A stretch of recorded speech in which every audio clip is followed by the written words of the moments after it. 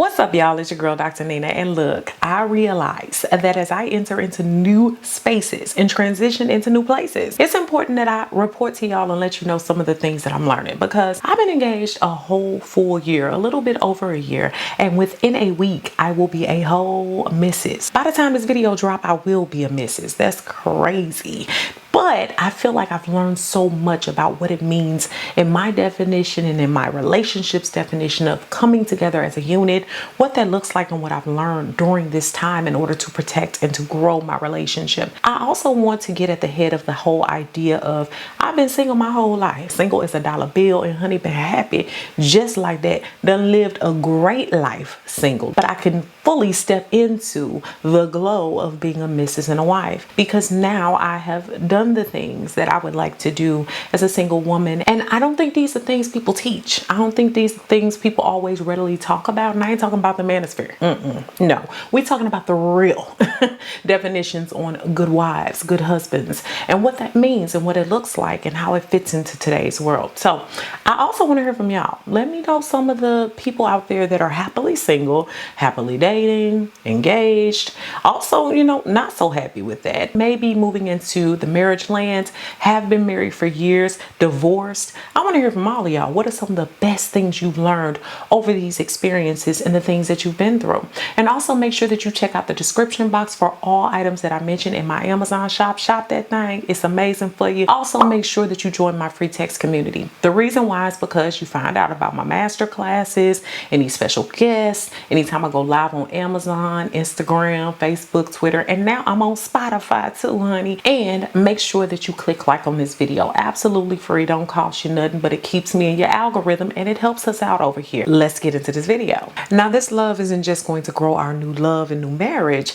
It's also going to grow my love for new innovative fashion and new innovative shoes. Y'all know I love different looks and feels, but I also love functionality. So let me tell you a little bit about this sneaker company, Vessi. They're great for cooler months and they're 100% waterproof and snowproof. And they're made from Dymatex, a dual climate material that keeps you cool in the summer and warm in the winter. They're sustainably made and vegan. And y'all, they're so light and airy. They're like walking on clouds. I like wearing them simply to take a walk, time out with friends, or to just run errands. And there's also antibacterial soles, so they keep the shoes fresh. And we don't do funky around here. And the cushiony, bouncy soles and anti-slip technology are clutch. And I love that the sneakers work with simply anything, but the functionality is where it really works best and how the two come together. And I'm liking their everyday move shoe. They are so breathable, but I can go anywhere from shopping to hiking and still look good. And here in Houston, the weather don't know what it want to do. It's up and down. It can start raining and the water just rises at the drop of a dime. But these shoes, they keep me together and they keep me dry even when that happens. So if you want to look good in all weather, but have your shoes stay amazing and in the same shape even after getting wet, then you need to get you some Vessi's. Vessi's have saved my feet from wet, soggy socks. So check out Vessi's at my link below and use my code BBBD to get $25 off your Vessi shoes, or check out their holiday sale beginning on December 4th. So I've learned that every couple in person is different and you should hold on to what you have and keep it sacred. Yes, I post pics, but not my business. And I've also learned to watch who I share things with as well. Some things in your relationship should never be shared. So a lot of times we end up comparing our relationships based on some of the things we share with other people, and then listening to what they say they would or would not do, or comparing it to situations they've been in, whether good or bad. And sometimes that plants seeds in our head, especially when this person is not your mentor, they're not your therapist, they're not somebody that can look at you with an objective eye and also tell you about yourself when you're wrong. You really want to be careful about those things that you hold near and dear, especially a relationship. That's something that I've truly learned as I'm coming together with my soon-to-be husband. I'm realizing that it's important for us to keep some secrets, right? It's important for us to grow and develop together and learn things about one another before we start sharing those very things with other people. A lot of times we put a dampening and a damper on our own relationships by speaking things into the universe that may not even be true. I've learned to really think carefully about a situation and make decisions and move on it myself before I report on it to anybody else. And usually my rule of thumb is I want to talk to people that can understand the situation. Now, hear me out here, because I do believe that that can also include some of my single friends, because they can look at things from a general relationship standpoint, but they can also look at it from maybe some failed relationships that they've had. But I also have a mentor that's been married over 45 plus years, and I've been exposed to others that have had long, wonderful marriages that have faced ups and downs. I'm realistic about this, and I think what has helped me is to be able to talk about those things with people that can help, as opposed to just spewing out my business or our business, because it's ours, right? And telling others about things that I'm not even sure about or that I haven't sorted through. That's important. Keep your business to yourself. Yes, you might see pictures here and there, but that's not my business. You don't know my ins and outs. You don't know my ups and downs. And I share what I want to share when I want to share it. And I think that that is essential and a great lesson that I've learned through this. I also learned that love is and can be real. But this is the thing. I had to get rid of the whole idea of the fairy tale. There is no fairy tale love. One thing that I've had to learn about relationships, period, outside of just getting engaged and getting married, is that there will be ups and downs. Hear me out. There will be. You don't have to guess about that. There will be. You can't prevent them. You're not perfect. They're not perfect. You're human. Life happens. There's all kinds of things that factor into that. And so it takes work. It takes communication. It takes a team. And it also takes the V word. And I ain't talking about vulnerability, okay? We a lot of times want to hide our transparency and hide who and what we are. It's realizing that we had to get to know each other and we had to see each other in different lights, the not so perfect light. Also realizing that there will be some arguments, there will be some stressors, there will be some life things that are thrown at us unexpectedly. If we grow together and we have a lot of the same morals, values, upbringing, and things that place us together, it helps us to work together better. That's the whole idea of being equally yoked, right? Going through the low points, but also seeing them through the high points as well.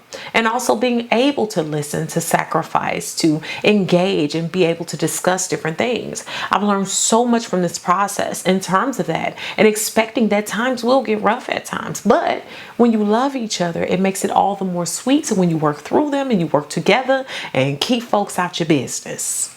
Planning for a wedding is cute, but planning for a marriage, now that's even more important. You end up getting married and then you realize that's where the work is, right? So the work continues. It doesn't stop. The wedding is a great thing, but planning it is a microcosm of also how your relationship and marriage might go. How do people infiltrate that system? How much say do they have in what you do? How do you come together on a budget?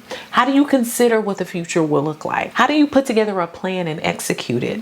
All of those things that when you come together and when you really are in your right mind, you'll see how that person responds and how you respond in these situations. Things will get stressful. People will try to have their say. People will want things a certain way, but you have to realize that you two are coming together, and it's not you being with these other people. They ain't got to sleep at your house at night. They don't have to deal with you for a lifetime. They don't have to sign up to share finances and do other things. One thing that I've had to do with this is to make sure that I'm not just impacted by the planning of a wedding, but really involved in what that means for our future marriage and life together. I've also learned that my priorities have naturally shifted, and this is the person that I show up for. I've allowed a natural shift to happen, right? So back in the day, it used to be like my friends. It would be my family, you know, whatever they needed, I'm there. And now I have to consider not just myself, my other half. When my husband needs me, I have to consider that. I have to make sure that I am showing up there first. Y'all know about me, I'm not highly religious. I was raised in a religious home. Church of God in Christ, to be exact. I love my upbringing, but I am highly spiritual. So I will even take it back to some of the biblical teachings. I do think it has a lot of value. Is one of the things is the man and the wife, they are the ones that have the first responsibility to each other. And I think a lot of times in relationships, what happens is everybody else and everything else becomes more important than that union. And I don't want that to happen for me. So those are the types of things I'm having to learn, is how to protect protect the sanctity of my relationship, entering into the sanctity of marriage. Just making sure that I'm checked and balanced and understanding how we fit together, and him as well. And there's different ways that we're going about doing that, but one of that is checking in with one another and being honest about where we stand, what we need from one another, and how we can make our union even better. I've also learned that it's okay to go to therapy together as a couple, or even separately, even before you need help. I've always been a big person on going to therapy, getting the help that you need, doing the things, doing the work. And I've done that by myself for years. And I realize not everybody has that chance. But I will say this, all of us have traumas, and I've had traumas and hangups that I wanted to work through. And sometimes one of the best times to figure that out is before you're really entering a serious relationship. And also, if you have things together that might be triggering, it's important to get into therapy to figure out how to work with one another through those situations. So for me, one thing that I can be honest about is I'm adopted. Okay, so for me, I have told y'all before, it was easy for me in the past to just drop people off on the side of the road. You know, you sneeze wrong, you can go. And that was even before the vid, okay? You cough wrong, you can go, okay? Your dishes ain't quite clean the way I want, you can go. And I used to be that person. And I had to learn that a lot of that had to do with whether or not I wanted to face it, some abandonment issues. Not that it was highly quote unquote affecting my life, but what it was doing was making it too easy to throw people in the garbage for very little things. I mean, honey, very little. Okay. And so I had to check that. And a lot of that had to do with traumas of I'm going to leave you before you have the chance to leave me. And something about being an adopted child, which I love and I've never been ashamed of, is that sometimes that's what you felt before in life, is that if your biological parents have left you or even made a choice that was conscious, then anybody can leave you, and you want to be able to make that decision before they do. But I had to learn that that was not good coping, and that was a trauma plug, okay? And I had to really take care of that situation, especially before getting super serious in a relationship or entering into marriage, because you just can't walk out on that, okay? It's a contract. So you want to make sure that you understand that it's not just fleeting. You don't just get to run. And so what I would suggest is making sure that not only you have couples therapy, but a lot of times it's great to make sure that you have that individualized support so that you're able to do things on your own that you continue to work towards and have goals of your own that really factor into the health of your overall relationship. It builds confidence, it builds strength, it builds a sense of self and love for one another. So try that out. I've also learned to keep my mind on realizing that we are two separate individuals coming together and uniting as one.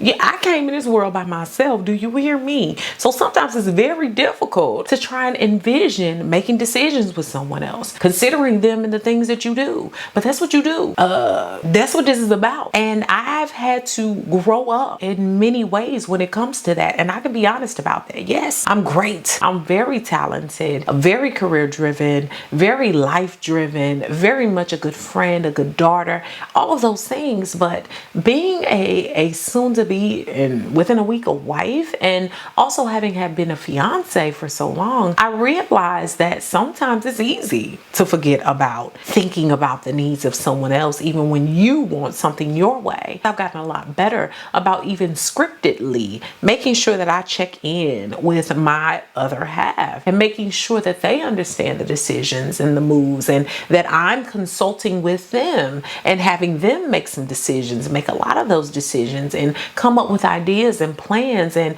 make sure that I'm actually able to hear someone else other than myself, and also relinquish some of that control and the things that I've had to do. It's nice to have somebody else make some decisions and call some shots and do some things, because you know, I've done it for so long, and it can become habitual, and I can be honest about that. And not so much that it's overpowering or overbearing, but you do it because Naturally so. That's what you've done. That's what you've had to do. So therefore now relinquishing that and allowing someone else to do that is essential in a relationship in order for it to blossom and for it to bloom. So I am excited about learning more of how that's going to go. But we've been doing really good about learning how to check in with one another, what we need from one another, and also showing up in those areas. And last but certainly not least, I've learned that forgiveness is absolutely necessary in any relationship. And I really learned this through the process of being a fiance and through being engaged, because a lot of times, my goodness, people and things in life, like I said, they happen, and you can't always hold a grudge about every doggone thing, especially if you plan to be with somebody for a lifetime. Don't nobody want to deal with no Grinch. Forgiveness really sets you free. Nobody likes holding on to a lot of bitterness and sadness and anguish. It's so much better to release that and to also learn how to discuss things that maybe you don't like, things that aren't so stellar in a relationship. I've had to learn that. I've had to learn to bring up the hard things. I've had to learn not to let things slide. And I've also had to learn to let somebody tell me said hard things and not let things slide, okay? Now, I'm not saying you turn the other cheek in every situation. If it's about your boundaries, it's about the things you've expressed, your do's and your don't, then you make sure you talk about those things accordingly. The very everyday things and the mess ups and the mishaps that will occur, learn to forgive. You'll be so much better for it. You won't hold on to it. It's going to produce healthier outcomes. You're going to feel better in your life. You probably will have less heart attacks and other problems because you won't be as stressed, and it will also make you happy and have better feelings of joy when it comes to your partner. I've really learned that. So I hope y'all have enjoyed today's video. I can't talk about everything I've learned, but I can tell you these are some of the key things that I've learned that have really helped me and enhanced my relationship and have made me look forward to being a wife. I'm excited. Do you hear me? I'm excited. I'm ready. This is me. Make sure that you comment, share this video with someone who can use it, and subscribe. Thanks so much for watching, y'all. Beautiful brown baby doll. Peace.